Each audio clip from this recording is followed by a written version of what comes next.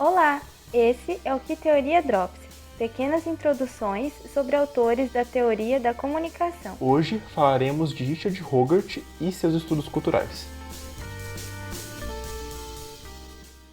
Richard Hogarth foi um importante sociólogo com pesquisas nas áreas dos estudos culturais e literatura inglesa. Por estar inserido em um contexto familiar da classe trabalhadora, Hogarth procurava se distanciar da realidade elitista tradicional.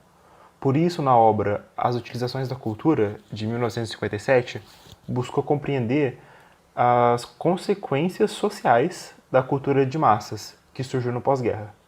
Em sua pesquisa, Hogarth tinha como objeto de estudo a cultura da classe proletária, tendo como base as ideias de Karl Marx. O marxismo foi importante para os estudos de Hogarth por compreender a existência de uma sociedade composta por classes sociais e de que forma a cultura refletia essas camadas. Ao mesmo tempo, o autor estudou os meios de comunicação de massa como um reflexo da cultura do proletariado.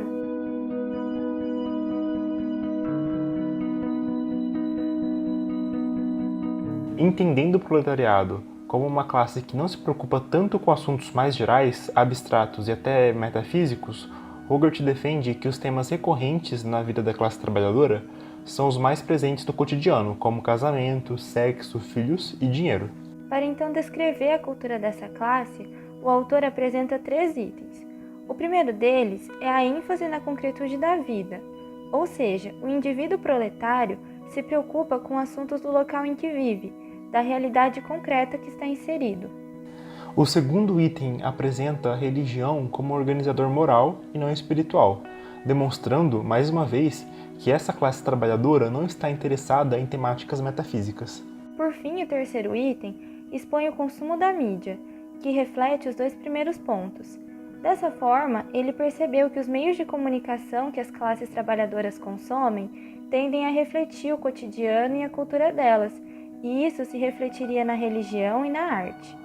Na religião, o autor explica que a cultura do proletariado vê o cristianismo como um valor moral e não metafísico, ou seja, o hábito é mais forte do que a crença na religião propriamente dita.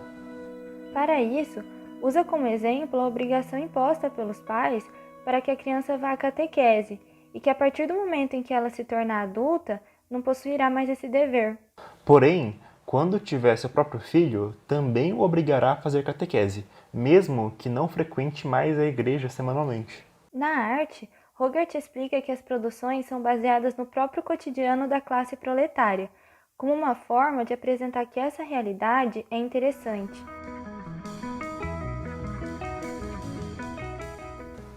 Podemos então dizer que os estudos de Hogarth foram muito relevantes para a criação da teoria dos estudos culturais.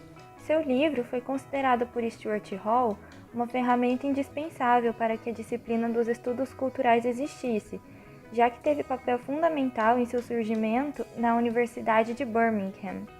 Em 1964, Hogarth fundou o Centro de Estudos da Cultura Contemporânea e foi seu diretor até 1973, sendo substituído por Hall. Para finalizar, é importante ressaltar que as pesquisas de Hogarth sobre a sociedade proletária inglesa não complementam a teoria da agulha hipodérmica, que afirma que os meios de comunicação influenciam os indivíduos, passivos aos seus estímulos. Para o autor, esses meios seriam uma representação da cultura e do dia a dia da classe trabalhadora. E esse foi mais um episódio do podcast Que Teoria Drops. Obrigada por nos ouvir e até o próximo! Você acabou de ouvir o Que Teoria Drops, um podcast da disciplina de Teorias da Comunicação do curso de Comunicação e Multimeios da UEM. A construção desse podcast contou com os acadêmicos Guilherme Souza, Isadora Yamamoto, Tamires Saito e Valéria Quaglio. Até mais!